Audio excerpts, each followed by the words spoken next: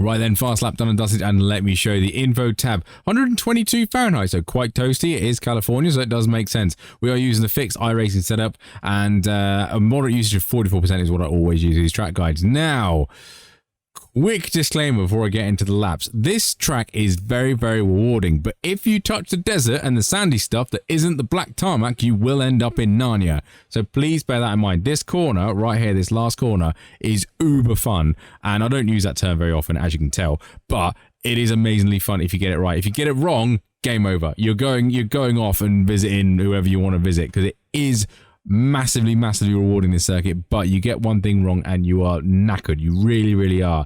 Having said that, look at the lap time. So started off quite sluggish, just learning the track, never been around here before in my life. So yeah, we pitted because we crashed repeatedly, and then we came out, did 11.3 and a 17 on another spin, and 11, got down in the mid-10s and a high 10, and a 10.3 and a 10.2. So I think that's where my lap times are going to be, sort of mid to low 10s is going to be the best one. And I did nip in there to the 10s just before I got annoyed again, because again, this... If the traction control steps in on this car at a particular corner, and I will mention it, it's actually that one up there. That one up there. I don't know if you can see that on your whatever you're watching me on, but yeah, that corner up there. If the traction control steps in there, you're knackered. That corner is quite, that left-hander is actually quite fast. What corner is it? Turn 3 technically. It's actually quite quick, but turns 4, it is one turn. It is very snug coming down the hill, so you need to get it slowed down. So you want to take the speed in and then get it slowed down and then come down the hill again. If you get it wrong, you just bounce over the curbs, end up, and then spear the barrier that's behind there. It's awkward. Multi-class around here is going to be interesting.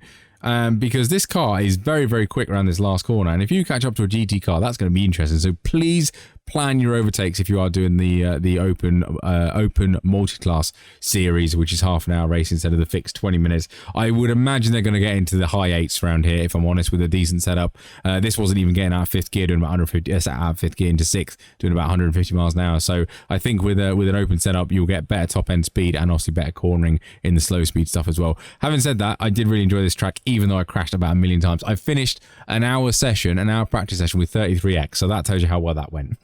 Anyway, what else do I show you on here? The split times there, so you can focus on an individual sector if you are struggling with a certain bit. And OLAP, BLAP, telemetry replay file will all be in my Discord for you. And I'm also using Garage 61, which is an online telemetry tool. Not affiliated with them, but yeah, just think it's a nice idea if you can compare my lap times with yours, and you can really minimize and really narrow it down and pinpoint to where you might be losing time or gaining time on me, which would be ideal as well. Otherwise, I think that's enough of me waffling. Let's crack on with the guide.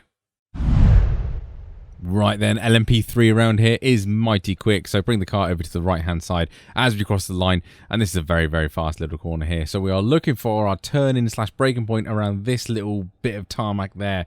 Little bit of double brakes down in the 4th gear, get into the camera of the corner, do not touch that curb on the inside, it's quite bumpy. Let the car drift out, but again, don't run too far wide because that dust and sand will come out there and get you.